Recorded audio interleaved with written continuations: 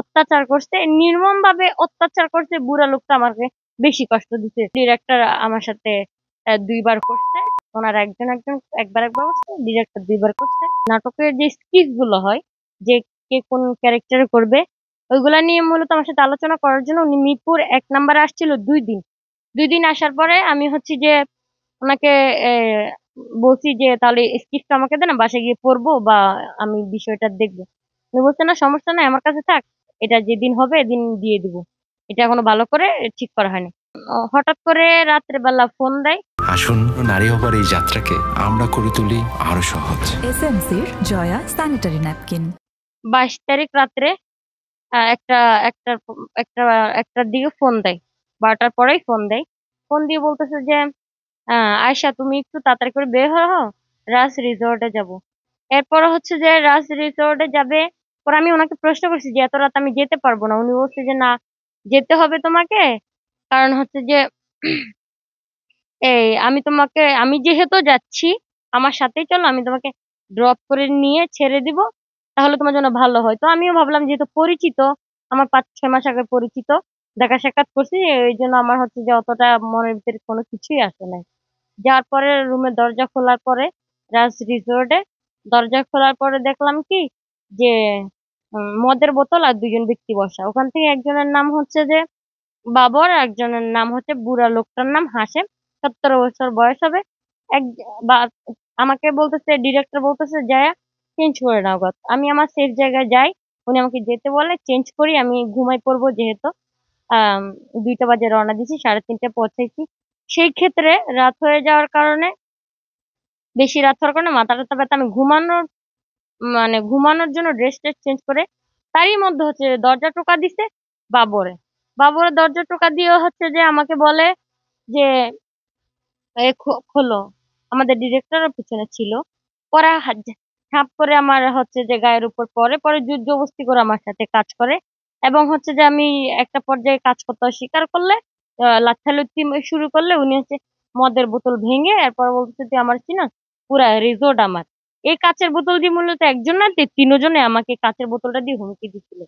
এখন উনি করার শেষে, 17 বছর বয়স যিনি, তিনি আমার উপরে মূলত অত্যাচার করছে, নির্মম ভাবে অত্যাচার করছে। বুড়া লোকটা আমাকে বেশি কষ্ট দিছে, অনেক কষ্ট দিছে এই বুড়া লোকটা আমাকে। তারপর হচ্ছে যে ডিরেক্টর আমার সাথে দুইবার করছে। ওনার একবার করছে, ডিরেক্টর দুইবার করছে। এরপর হচ্ছে যে আমি বাসায় যাওয়ার জন্য সকালবেলা এর মধ্যে হচ্ছে যে আমি খুব ক্লান্ত ছিলাম, আমি ঘুমাইছিলাম। ঘুম থেকে উঠে দেখি ডিরেক্টর আমার পাশে। এরপরে হচ্ছে যে ডিরেক্টর যেহেতু আমার পাশে, তো আমি চিন্তা করলাম যে কি, এই যে আমার মোবাইল 2টা আবার ওনারা আগে দিয়ে নিয়ে নিছিল। মোবাইল খোঁজ করতে যে নর্মাল ফোনটা পাই, আইফোন পাই না। ওনাকে ডাকলাম, উনি উঠলো। উঠার পরে হচ্ছে যে সারা করে উনিও খোঁজ করছে, প্লাস আমিও খোঁজ করছি, আমার আইফোনটা কোথাও নাই। বাবরকে ফোন দিছে এবং হচ্ছে হাসিমকে ফোন দিছে, 2জনের একজনও ফোন রিসিভ করে না। যার জন্য উনি আমার হাতে পায়ে ধরে কান্নাকাটি করছিল যে তুমি আমাকে মাফ করে দাও বোন, অন্যায় অপরাধ করে ফেলছি। তাছাড়া 3জন ছিল মাতাল অবস্থায়, বুঝছেন। এখন এরপরে আমি 9টা থেকে 2টা পর্যন্ত থাকার কারণ হয়েছে এইটা যে উনি আমাকে বলতেছে যে আইফোন ফেরত দিবে, আইফোনটা দিয়ে যাবে, হ্যাঁ।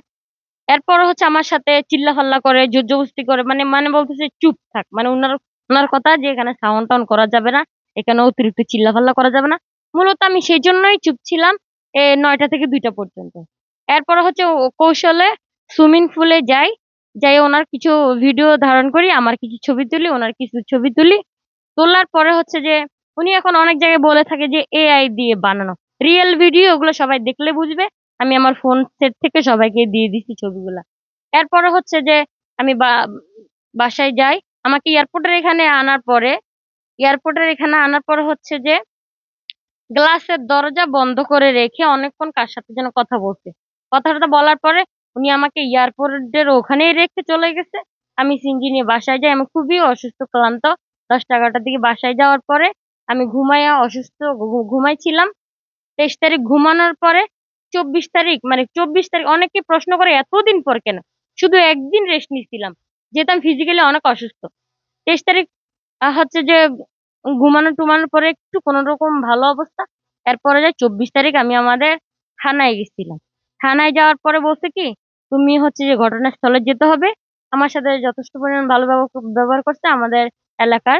তো উনি বলছে যে ডি ডি কি কি যেন ওনার নাম আমি ভুলে গেছি, যাই হোক উনি আমার সাথে যথেষ্ট পরিমাণ ভালো ব্যবহার করছে। বলছে ঘটনাস্থলে যাও।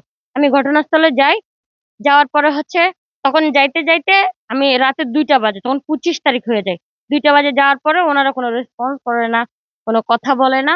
ওনারা হচ্ছে মানে যেহেতু রাত হয়ে গেছে আমিও ঘুমাইছিলাম একটা সোফায়। সকালে রাজ রিসোর্টে, গাজীপুর থানায় আমি হচ্ছে যে অভিযোগের জন্য বের হই। মূলত ওখানে যাইতে যাইতে রাতে 2টা বেজে যায়। ওনারা জানে ওটা 2টা বাজার পরে আমি হচ্ছে যে, যেহেতু ওনারা রাত হয়ে গেছে, কর্মকর্তারা সবাই হচ্ছে নাই, অনেকজন নাই, আমি সবাই ঘুমাইছিলাম। সকালে উঠে যে আমি আমার যে অভিযোগটা দিব এরকম কোনো লোক নাই। আমি ওনাদের সাথে 2-3 বার আলোচনা করার পরও মানে এটা অবহেলার চোখে দেখতেছে।